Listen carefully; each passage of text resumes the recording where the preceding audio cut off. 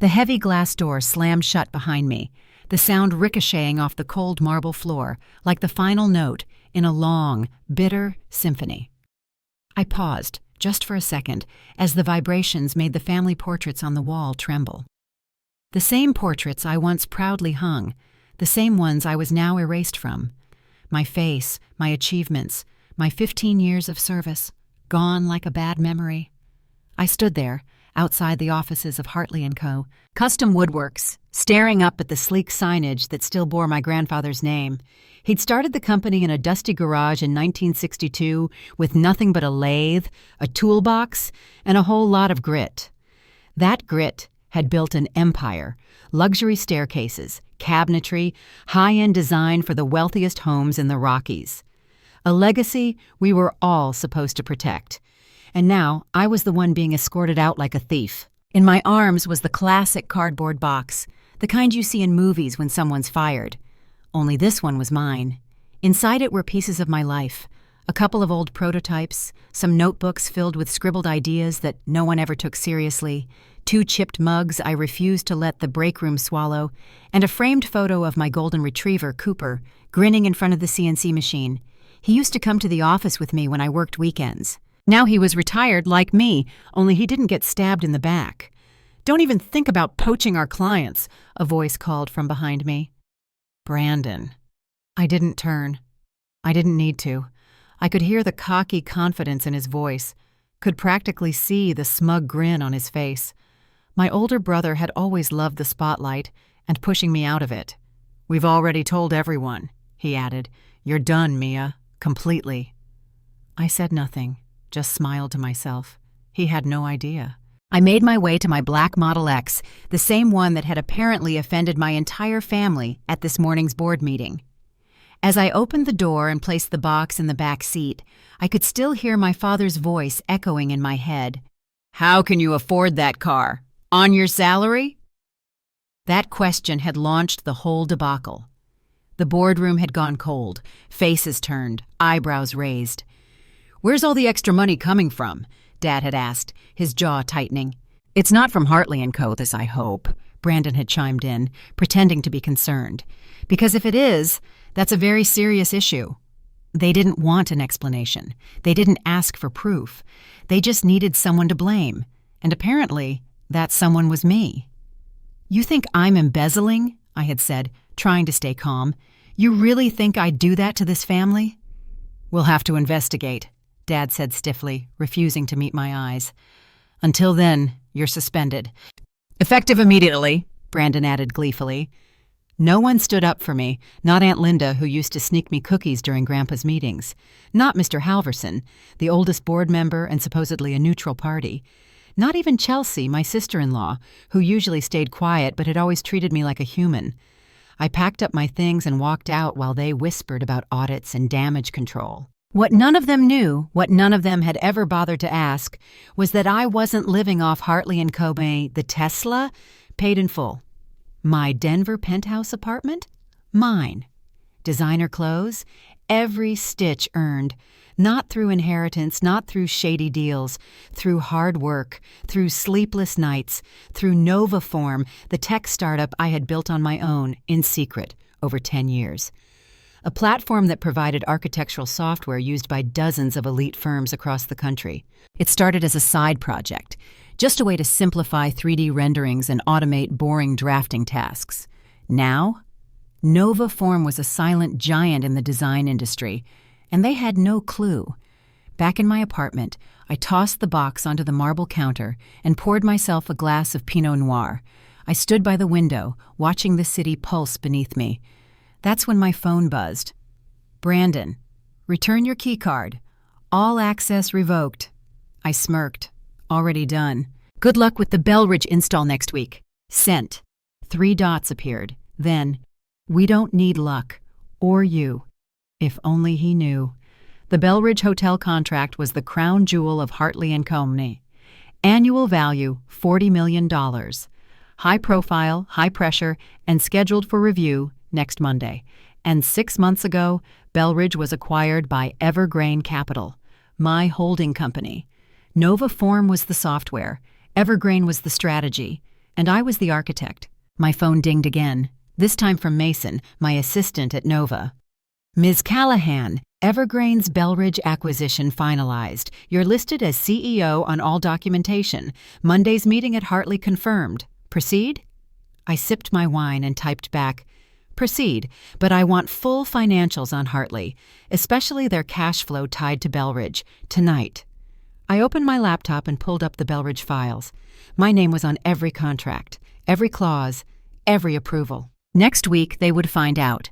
The girl they fired was about to sit across the table from them, not as an ex-employee, but as the CEO of their largest client. I barely noticed the second buzz. It was a message from Chelsea. So, Brandon's throwing a party to celebrate your exit. Champagne, shrimp cocktails, the whole 9 yards. Appreciate the heads up, I replied. Tell him not to drink too much. Monday's going to be unforgettable. Then I shut my laptop, set my glass down, and smiled for the first time that day. Let the countdown begin. Monday morning felt like a calm before the storm. Denver's skyline stretched wide under a pale pink sunrise, and the streets below were still quiet, as if the city itself was holding its breath. I stood in front of my full-length mirror, adjusting the lapel of my navy pantsuit. It wasn't flashy, but it spoke volumes. Clean lines, tailored power, soft silk shirt underneath. I pulled my hair into a low bun, slipped on my black heels, and stared at my reflection for a second longer than necessary. You're not walking in as a daughter today, I whispered to myself. You're walking in as a CEO. Downstairs, my Model X waited in the parking garage. I slid in, tapped the destination, Hartley & Company, and the navigation lit up. I'd driven there hundreds of times before, but this was the first time I arrived as a guest. When I pulled up to the building, the first thing I noticed was the parking sign. My old spot, right outside the front door, now had a crude sheet of cardboard duct taped to the signpost. In thick black marker, it read, "Reserved for real leaders." How original. I parked in the visitor section. The receptionist, Kelly, looked up from her desk when I walked in. Her fingers froze mid-typing. Her gaze dropped immediately to the name badge clipped to my blazer. Phoenix Nova Holdings, Executive Access. I watched her eyes widen. She cleared her throat, suddenly very alert. Do you have an appointment? I smiled politely. I'm here for the Belridge meeting. She blinked, stared at the screen, and when she saw my name on the client list, Mia Callahan, CEO, Evergrain Capital, her entire posture shifted. Of course. I'll call upstairs right away. No need, I said calmly, still smiling. They're expecting Belridge's representatives. I'm just early. She nodded quickly, phone in hand, eyes avoiding mine. It was a strange feeling, to be both familiar and completely foreign in a place that once defined you. The people walking past the front desk glanced at me like I was a ghost. Most didn't say anything. Some looked away. A few whispered, and then the elevator opened. The top floor, where the boardroom was, had always carried a quiet weight. Grandpa used to say, if you can't walk into that room with your head up, you shouldn't walk in at all. So that's exactly what I did. When I entered, Brandon was halfway through one of his jokes.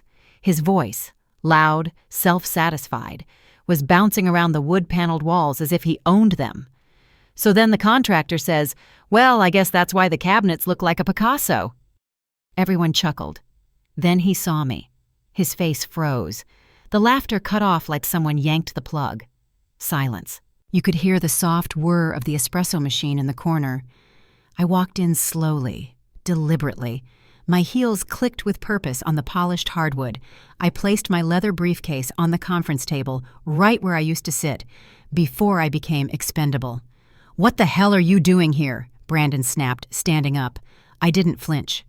I'm here representing Belridge Holdings. You could have heard a pin drop. Or more specifically, I continued, opening the clasp of my briefcase, Evergrain Capital, Belridge's parent company.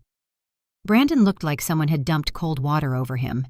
You're negotiating your contract renewal, I added, with me. Dad rose slowly from his seat, confusion plastered across his face. You can't possibly expect us to believe this. I pulled out a folder and slid it across the table. I brought copies of the acquisition paperwork for the board's reference. You'll find all relevant documents inside, including executive listings and ownership disclosures. They opened the folders one by one. The rustling of paper was the only sound in the room. I waited. Dad's eyes narrowed as he flipped the pages. Brandon's jaw twitched. Mr. Halverson, always meticulous, pulled out his glasses and leaned in, and then came the recognition. First a flicker of disbelief, then horror. "This is a trick," Brandon muttered. "You forged this. You've been plotting this whole thing as revenge." I folded my hands neatly on the table. "Actually, I've been building this company for 10 years, quietly, while working 60 hours a week for a business that never took me seriously. You didn't ask how I could afford my Tesla, or my apartment. You just assumed I was stealing." Dad's face flushed. "You could have told us." "And what would you have done? Believed me?" I let the question hang. Chelsea, sitting off to the side with the admin team, let out a very small, very real laugh. She quickly looked away when Brandon shot her a glare. I continued, "This isn't revenge, this is business. And as your largest client, I'm here to discuss whether Hartley & Company is capable of fulfilling Belridge's needs going forward." Brandon scoffed. "You want us to believe you're making decisions now? You think a few fancy folders make you powerful?" I stood up, walked to the front of the room, set a USB drive into the conference display. The TV flickered on, showing a graph, Belridge's projected growth side by side with Hartley & Company's declining delivery metrics, missed deadlines, backlogged orders, outdated software. I clicked to the next slide. Employee turnover, client satisfaction drop, competitor innovation. "Let me be clear," I said, turning to face the room. "Evergreen wants to keep working with you, but only if there's modernization, transparency, integration." Silence. Dad's hands were clasped so tightly the knuckles were white. Brandon sat, arms folded, defiant. "Why now?" Dad finally asked, voice low. "Why come back?" I hesitated, just for a beat.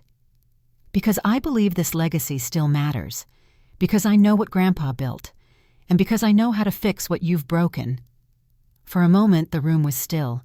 Then Aunt Linda, who hadn't spoken once, leaned forward. "If your grandfather saw this," she said softly, "saw what you've built, how you did it without help, without stealing, he'd be proud."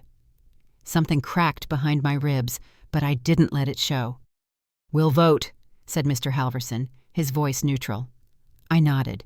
"You have until Friday." As I gathered my things, Brandon's voice rang out behind me. "This isn't over." I paused at the door.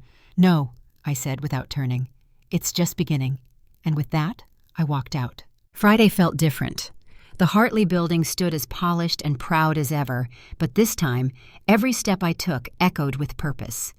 The staff I passed in the lobby gave me quick, confused glances, some curious, others a little uneasy, like they knew something seismic was about to shift, but didn't know how or when. At the front desk, Kelly nodded at me without a word. She had learned. Everyone had.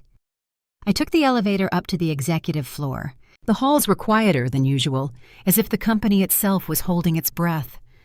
My heels tapped a steady rhythm against the stone tile until I reached the boardroom doors, those same doors I used to walk through timidly, holding notebooks filled with ideas no one ever read.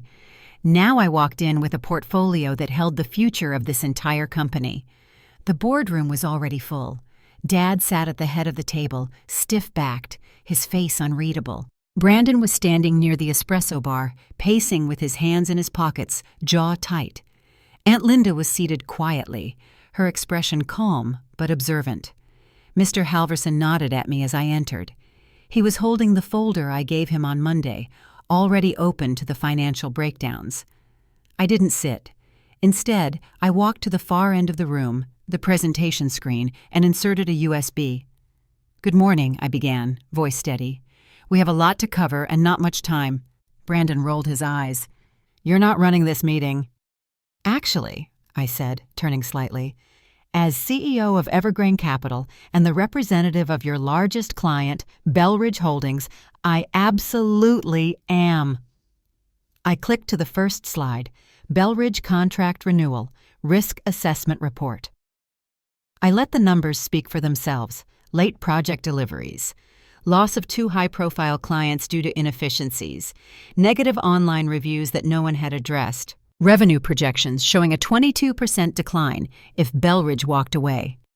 I clicked again. Hartley & Company is outdated, I said plainly. The core team is skilled, but the systems, workflow, and client management are 10 years behind.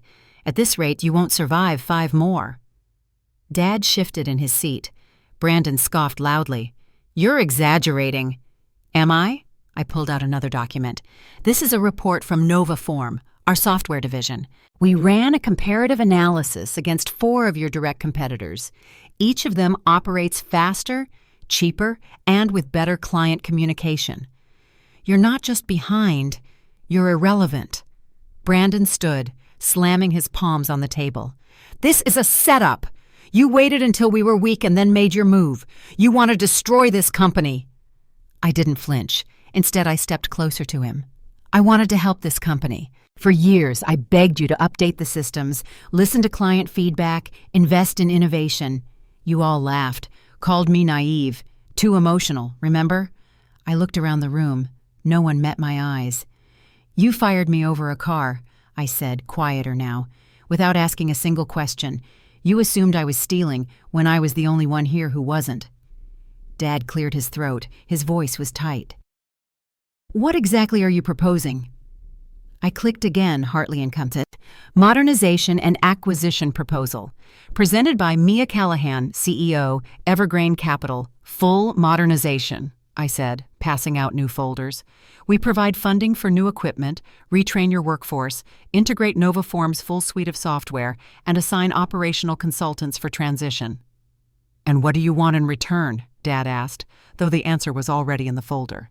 Controlling interest, 51%. Brandon let out a bitter laugh. So that's what this is. A hostile takeover.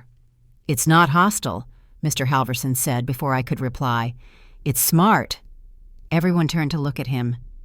She's offering the one thing this company has refused to accept: evolution. And you're fine handing over the company to her? Brandon snapped. The girl who couldn't even get promoted 5 years ago?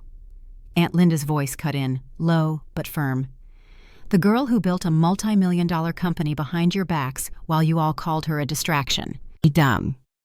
The girl, I added, turning to Brandon, who still believed in this place enough to give you a chance instead of letting it burn. Silence. The air in the room was thick. I'm not here for revenge, I said, but I won't beg you. If the vote doesn't pass, Belridge will walk, and so will every other Evergreen subsidiary. We have contracts ready elsewhere. You'll lose over 60% of your revenue by Q3. I returned to the end of the table and picked up my briefcase. You have until this afternoon. As I reached the door, Dad's voice stopped me. Wait, I turned. Why didn't you ever tell us? His voice was raw. About Novaform. About Evergreen. Why keep it secret? I looked him straight in the eye. Would you have listened? He didn't answer, but his silence was loud. The rest of the day was a blur of waiting. My phone buzzed every half hour with updates from Mason, board members calling to verify numbers, requests for digital versions of contracts, questions about staff restructuring. Mid-afternoon, I received a text from Chelsea. FYI, Brandon punched the wall in the break room. Pretty sure it's fractured. The wall, not the hand. I almost laughed. Almost. At 4:02 p.m., my phone rang. Mr. Halverson. The vote passed, he said simply. 10 in favor. 1 abstain, 1 against. Let me guess, I said. Brandon stormed out? Correct, after breaking a mug and yelling something about betrayal. And Dad? He abstained, didn't speak. Thank you, Mr. Halverson. Call me Ted, he said, for the first time ever. You've earned it. That evening, I walked into my apartment and finally let out the breath I'd been holding all week. Cooper barked once and patted over, tail wagging. We did it, boy, I whispered, kneeling to scratch his ears. We actually did it. My phone buzzed again. Aunt Linda. Your grandfather would have been proud. I looked out at the skyline, lit in gold and amber. and I knew she was right. The morning after the vote, I didn't wake up with triumph.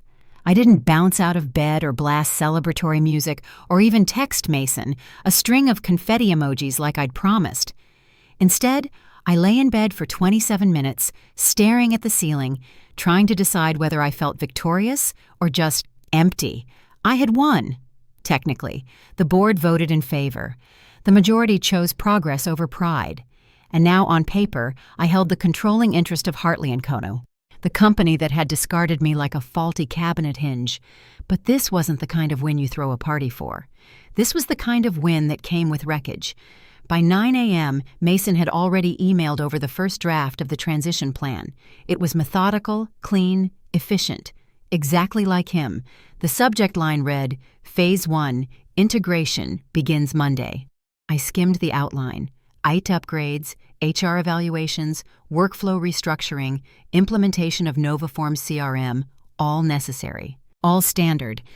But one bullet point caught my eye and made me pause. Leadership interviews, internal review. Because, of course, we would have to decide who stayed and who didn't. Around noon, I drove to the Hartley building again. It felt surreal, like returning to a crime scene where I was both the victim and the detective. Employees greeted me with polite but cautious nods. Whispers followed behind me, but no one dared say anything to my face. I wasn't Mia from design anymore. I was Mia Callahan, the boss. On the third floor, I passed by Brandon's old office. The door was ajar, the lights off. A single sticky note was slapped onto the glass. Do not enter unless you want to get punched. Charming. In the boardroom, I met with a small group of department heads. Operations, finance, logistics. Most were cooperative, even supportive. They'd seen the writing on the wall and weren't loyal to Brandon's ego. We just want to keep our jobs, one of them told me. You help us stay open. We'll follow your lead. It was that simple for some. For others, not so much. Around 3 p.m., I received a text from Aunt Linda. They're unraveling. Define they, I wrote back. Your father, Brandon, the Pride Department. I laughed quietly to myself and slid the phone into my bag. Later that evening, I met with the transition team at Evergreen over Zoom. We discussed phasing and new protocols, how to handle employee fears, and what messaging we'd use publicly. I stressed one point above all. We're not gutting the company. We're transforming it. Make that clear. That night, around 9:30, there was a knock at my apartment door. I wasn't expecting anyone. I opened it to find Mom, hair pulled back, coat buttoned to the neck, holding a bag of cookies that looked suspiciously like the same recipe she used to bake for bake sales in 3rd grade. For a second, we just stood there. You always hated oatmeal raisin, I said. I didn't come to impress you, she replied, stepping inside. I didn't argue. I stepped aside and let her in. She walked slowly around the living room, taking it all in. The high ceilings, the open concept kitchen, the modern decor, the little touches of luxury that clearly didn't come from a Hartley & Cumberland salary. I always wondered, she said, half to herself. The car? The apartment? I thought maybe you had a secret boyfriend. I raised an eyebrow. Because a man funding all this made more sense than me earning it? She looked embarrassed. That's not what I meant. It's exactly what you meant. She didn't argue. We sat in silence for a few minutes. She took a small sip of the tea I poured her, then finally looked at me with eyes that weren't maternal. They were human. We messed up. Yes, I said flatly. You did. She nodded slowly. Can you forgive us? Are you asking because you're sorry or because I turned out successful? The question hung there, heavy and hot. She didn't answer, but she didn't have to. Her silence was the loudest thing in the room. The next 2 days moved fast. Monday arrived, and with it came the first round of changes. I stood in the front of the main production floor, once my quiet sanctuary for thinking, and addressed the entire staff. I know this is a lot, I began, voice amplified by the headset mic. Change is uncomfortable, but I promise you, we're doing this to save the company, not erase it. There were mixed reactions. Some nodded, others looked down. A few crossed their arms, unconvinced. "You don't have to trust me yet," I said, "but trust the results when they come." That seemed to help. By midweek, we had already begun training for digital inventory systems. Old paper logs were being scanned. A fleet of new design software licenses rolled out. Novaform was coming to life inside Hartley & Co. Of course, resistance came quickly, too. Some of the older employees quit outright. A few supervisors submitted passive-aggressive memos. One manager even tried to bypass the new system to process orders manually. I let it slide once. The second time? He was replaced. I wasn't here to babysit egos. Meanwhile, Brandon had gone completely radio silent. No calls, no emails, not even a single petty meme or angry text. Then Chelsea messaged me. FYI, Brandon's staying with his college buddy in Boulder, drinking too much, talking about selling crypto. Tell him to invest in therapy instead. Already did. At least she hadn't lost her sense of humor. Dad was harder to read. He hadn't returned to the building since the vote, but I knew he was watching. I'd seen his name pop up in system logs, checking sales dashboards, monitoring cash flow. He hadn't let go, not really, and maybe he shouldn't. Because as much as I wanted to move on, part of me still wanted him to understand, to see me, to see the version of me that didn't need his approval, but still hoped for it. Friday evening, I stayed late. Everyone had gone home. The office was quiet, filled only with the hum of machines and the faint clicking of Cooper's nails on the hardwood as he trotted behind me. I sat in what used to be Dad's office, now mine, and looked around. The photos had been swapped out, the fake motivational posters gone. In their place, snapshots of Novaform's growth, pictures of my team, and one framed blueprint of Hartley's original 1962 logo. It still meant something. It always would. As I stared out the window, my phone buzzed. It was Dad. Just 2 words. "Lasagna night?" I stared at the screen. It wasn't an apology. It wasn't forgiveness. But it was something. And sometimes, in fractured families, something is the first step toward healing. 1 year later. It was a quiet Tuesday morning, the kind that feels ordinary, but somehow holds everything. The sun was just peeking over the rooftops of downtown Denver, painting the skyline with warm streaks of amber. I sat in a leather chair that once belonged to my father, in an office that had once been off-limits to me, now entirely mine. The door plate had been updated months ago. Mia Callahan, President and CEO, Hartley Innovations. We kept the Hartley name. It still meant something. But Innovations reminded everyone, especially the board, that the company no longer lived in the past. Behind my desk, a freshly framed family photo hung on the wall. It was taken in the gardens of my parents' home last Thanksgiving. Dad, Mom, Brandon, Chelsea, Aunt Linda, and even Cooper, who wore a ridiculous sweater with a tiny company logo stitched on the back. I was in that picture, front and center, not photoshopped in, not wedged awkwardly at the side, not excluded, truly present. Truly. My phone buzzed on the desk. "Dad, dinner tonight, your favorite, lasagna? 6 p.m.? I smiled, fingers hovering over the reply keyboard. Before answering, I glanced at the photo again, Brandon with his arm awkwardly around me, both of us half smiling, half trying not to laugh. We weren't best friends. We weren't magically healed, but we were trying. That mattered. Flashback to last year, just after the vote. It had taken months to stabilize the business. We didn't fire everyone, just the ones who refused to adapt. The rest? We retrained, restructured, rebuilt. Some employees had left on their own, too uncomfortable with the changes. Others stayed and flourished under the new systems. Novaform's software transformed operations from clunky and reactive to smart and predictive. Clients noticed. Orders increased.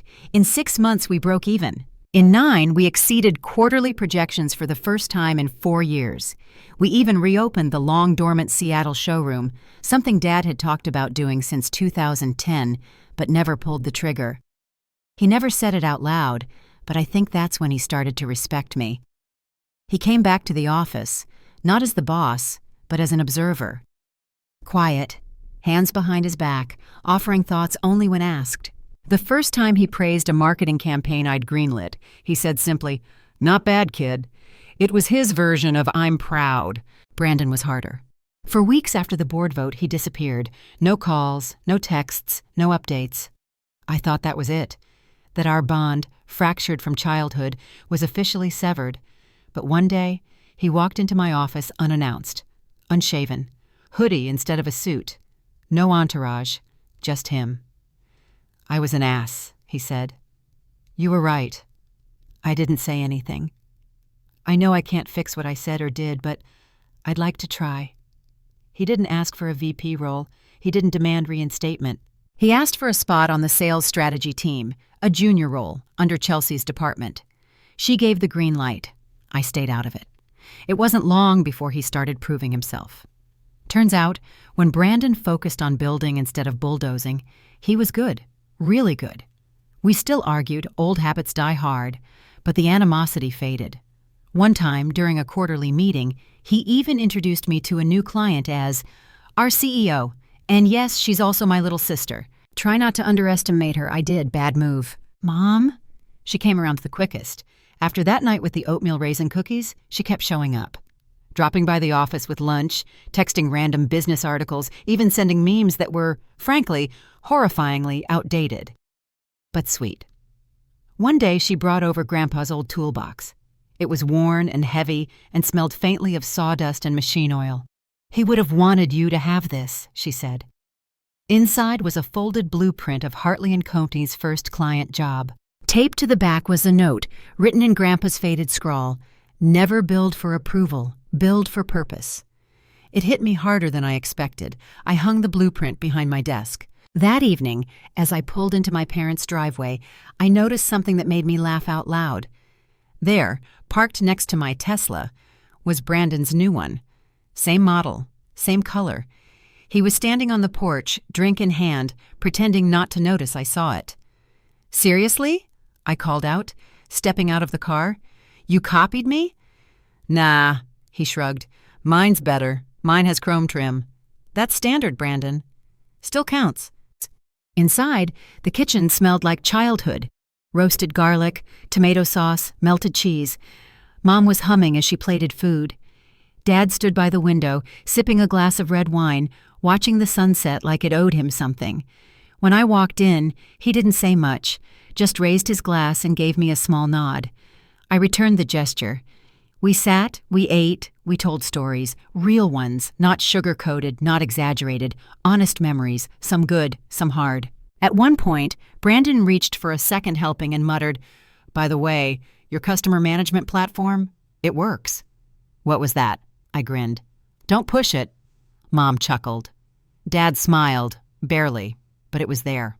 It wasn't perfect, but it was something. Later that night as I drove home, I thought about everything we had been through.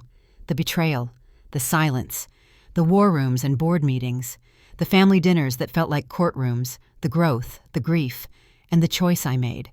I could have walked away, let the company fall, built my empire and watched theirs crumble. But I didn't. Because the true legacy wasn't just Grandpa's name on the building, it was the values he built it with. Hard work, innovation, family, even when that family didn't always deserve it. And now we were becoming something better than before. Sometimes, the best revenge isn't about tearing people down. It's about giving them the chance to rise with you. And this time, they finally did.